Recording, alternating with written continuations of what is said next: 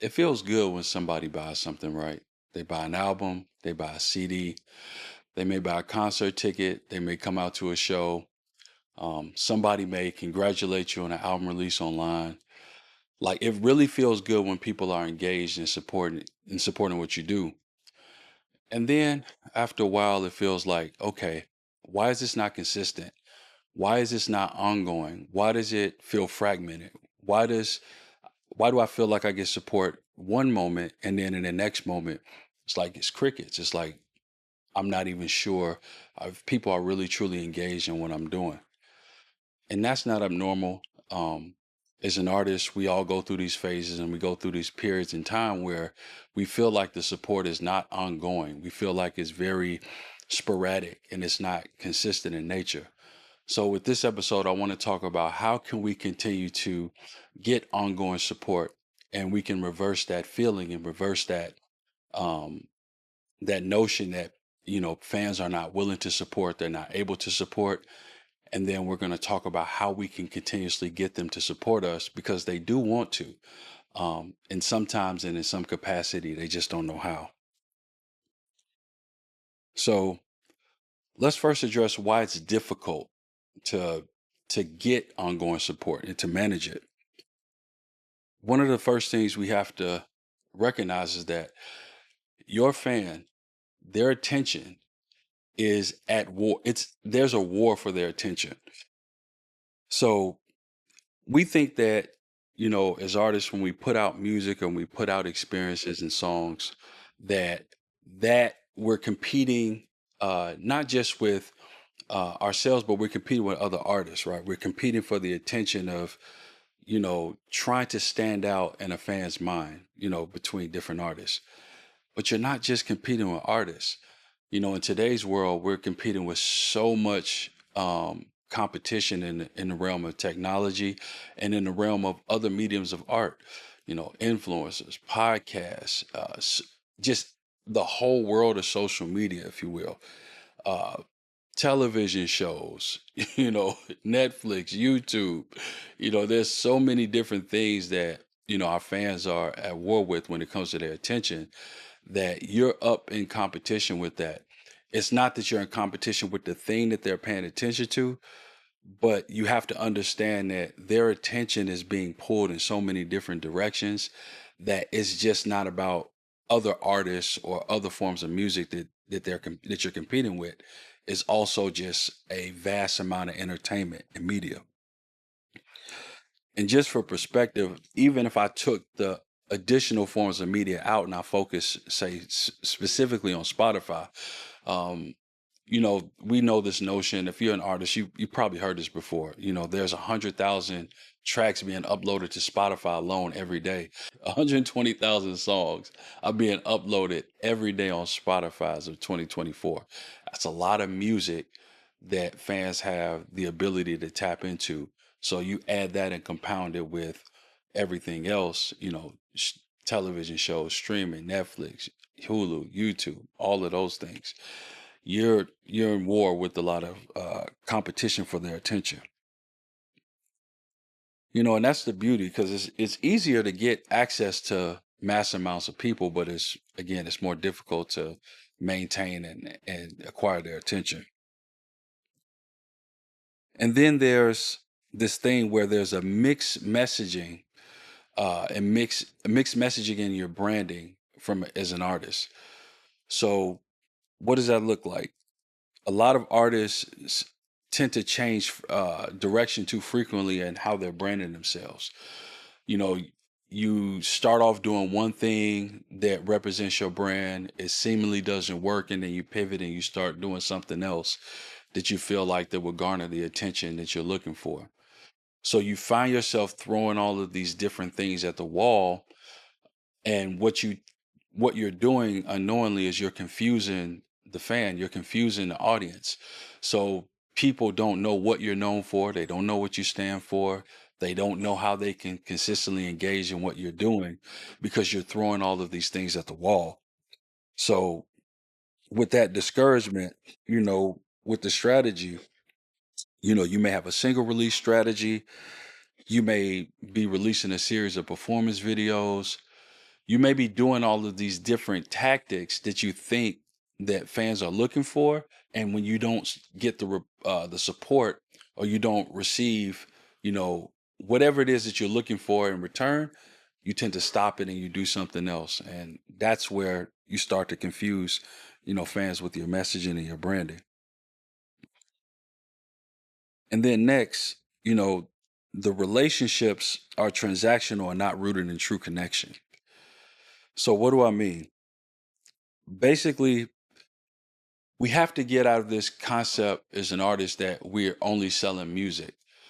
That may have been true to a degree, many years ago, many decades ago. But today, more than ever, you're not just selling the music, you're selling experiences, you're selling a lifestyle, you're selling ideologies, you're selling a mindset. Your music represents all of these different things that fans tend to gravitate towards. So when you think about yourself as an artist, what is the experience? What is the connection that you're having, the ongoing communication that you have with these fans? Is it just simply you communicating with them when you want them to buy something? Are you just communicating with them when you want them to take action on something? Or are you truly nurturing the relationship? Are you truly bringing them into a fold and a form of communication that denotes relationship and not just transaction? And there's a quote from Amber Osberg, which is a music strategist. She talks about that fans don't pay for songs; they pay for how you make them feel. And I agree with that. Music is a soundtrack to people's lives, and it represents, who they are and what they stand for.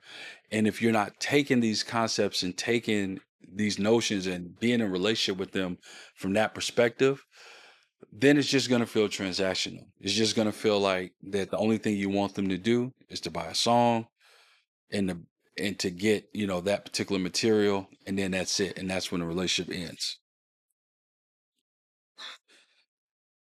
And then the next thing is there's no system in place to nurture the relationship between yourself and the fan.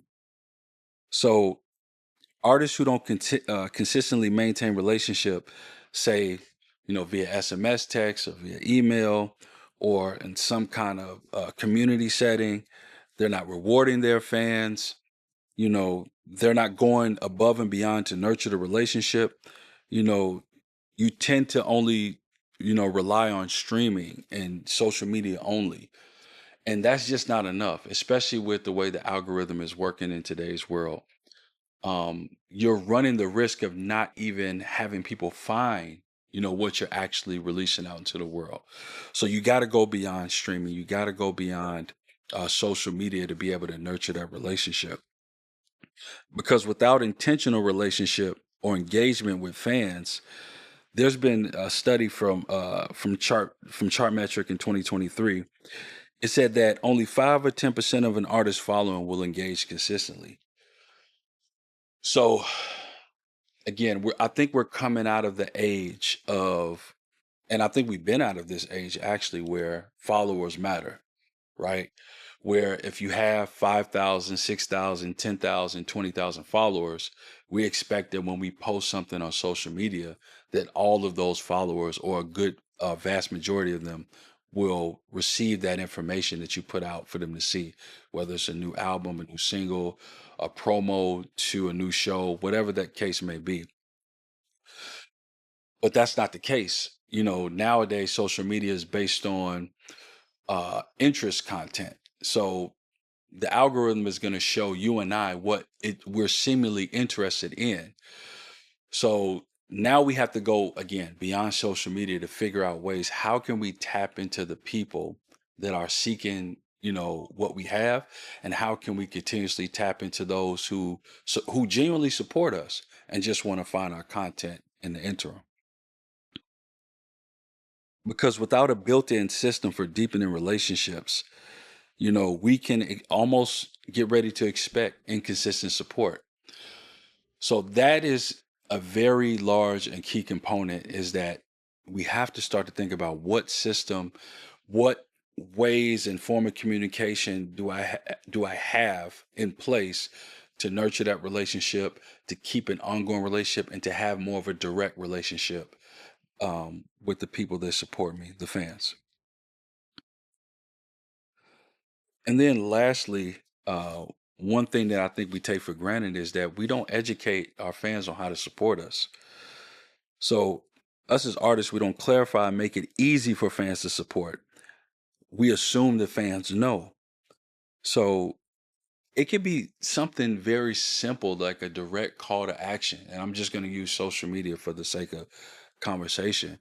Like, specifically, tell your fans to share this video, tell them to buy this album, tell them to meet you at this location to support uh, a fellow artist concert. Be very direct and specific with how you want to be supported.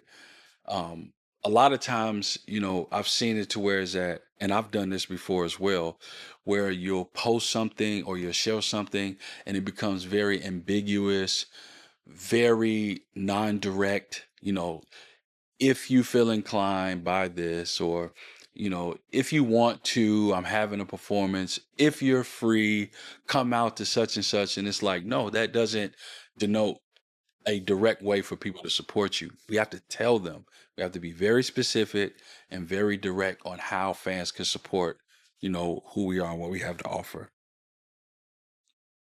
Because there's been research from Bandzoogle, this is back in 2023.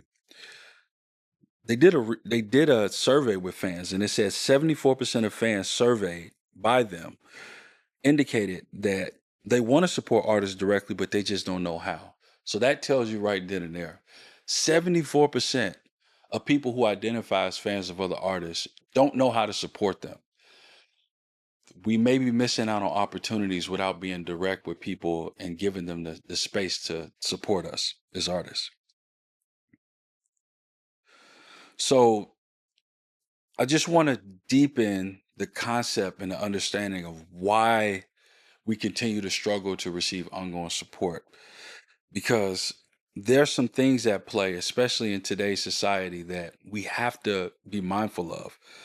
You know, one thing that I want to point out is that there's actually less casual fans that are becoming available to us.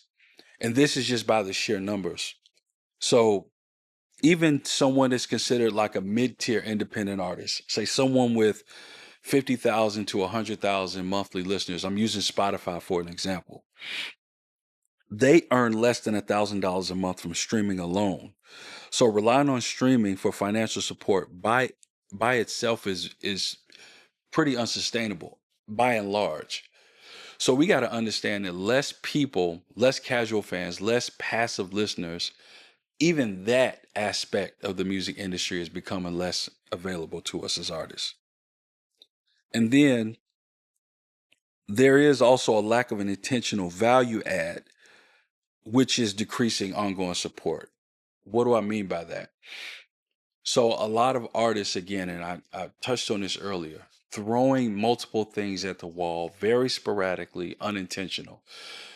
Maybe on Monday, there's a video of you in the studio, no context, you're just in the studio. Then there's a photo of you with a group of friends that has nothing to do with your music career. It has nothing to do with your branding. It has nothing to do with the essence of who you are as an artist. You may be out at an event, or you're at a family gathering, or whatever the case may be, and there is no direct tie to who you are and the essence of you as an artist. And then there's no consistency. So there's not again a consistent form of communication. We're providing updates, with giving specific fans exclusive access, not developing curated experiences that will transition them from passive to long-term supporters.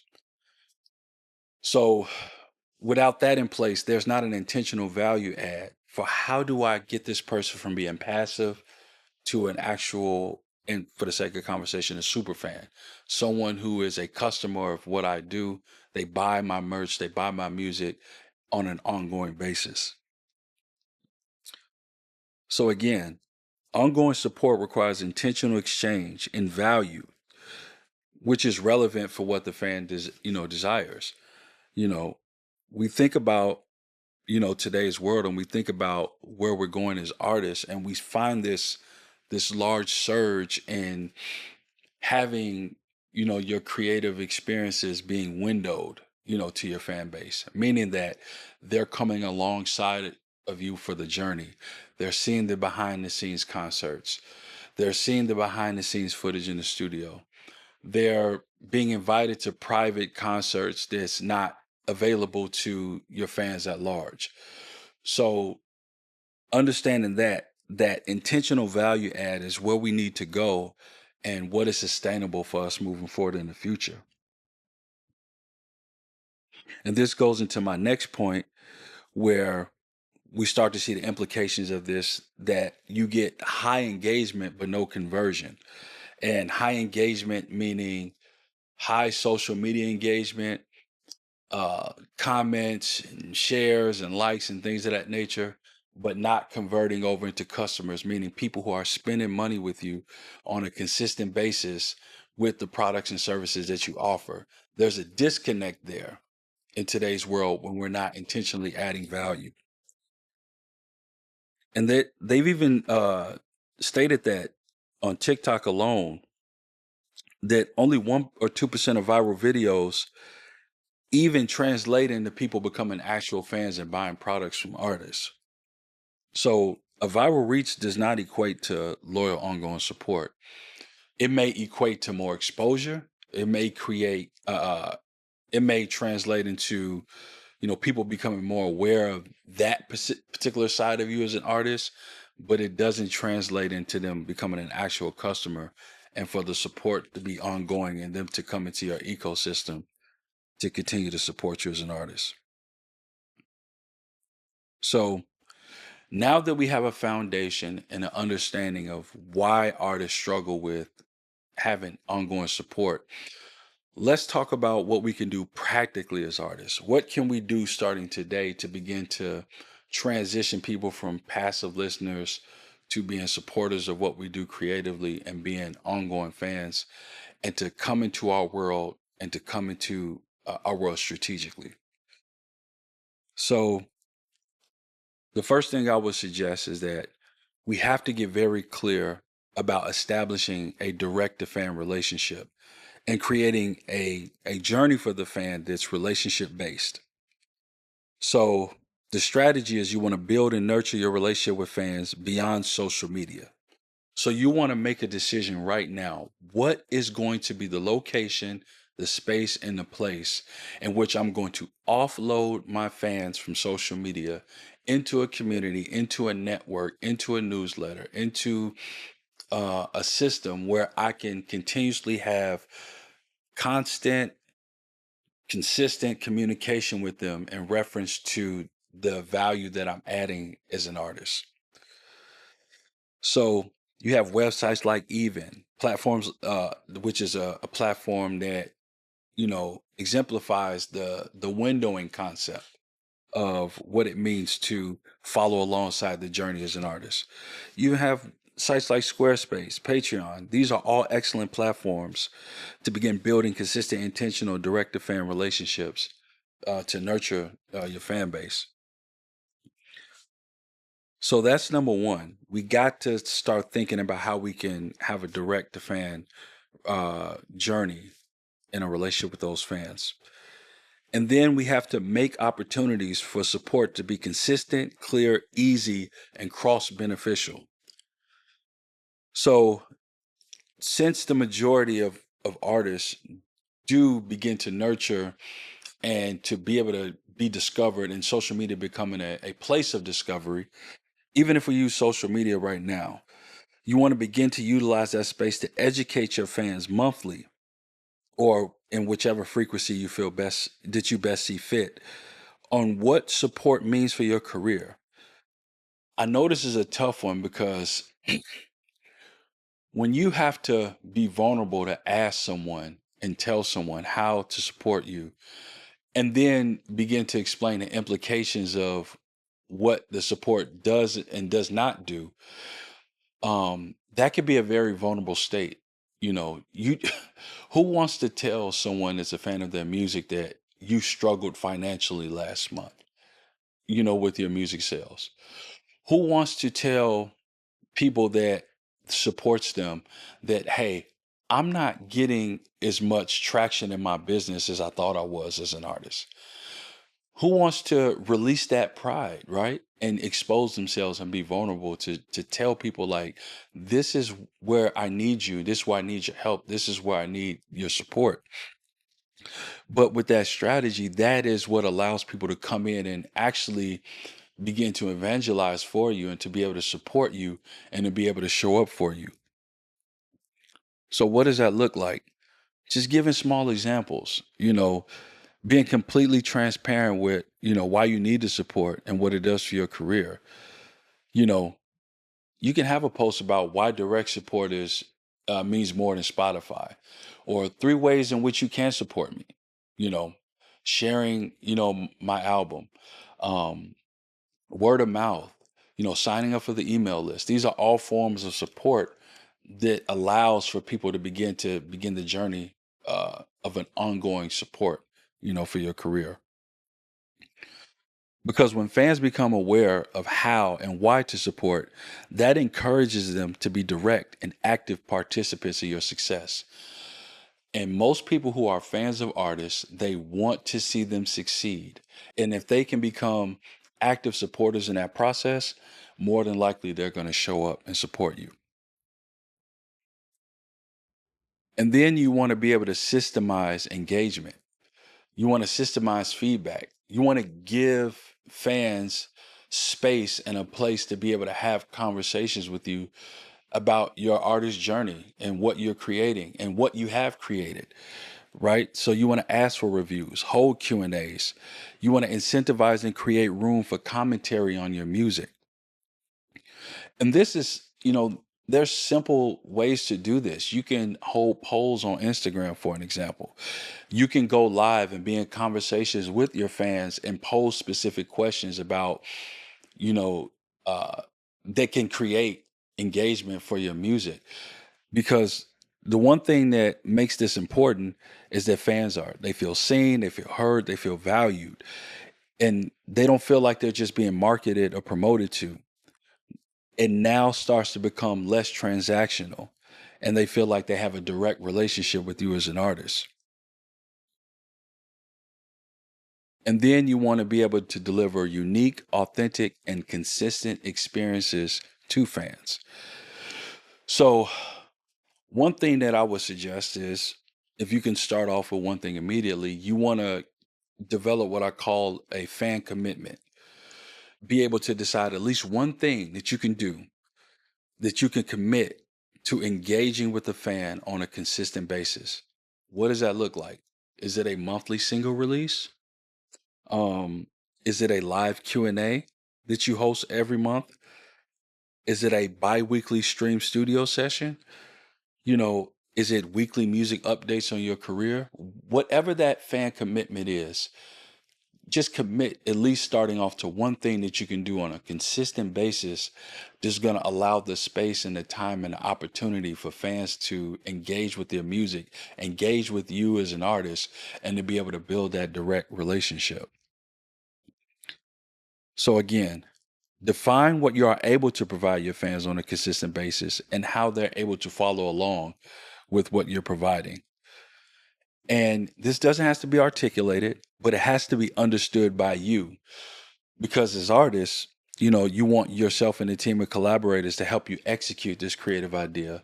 And fans will begin to start to understand that, hey, this is consistent. He's going live every month, or he's releasing a single every month.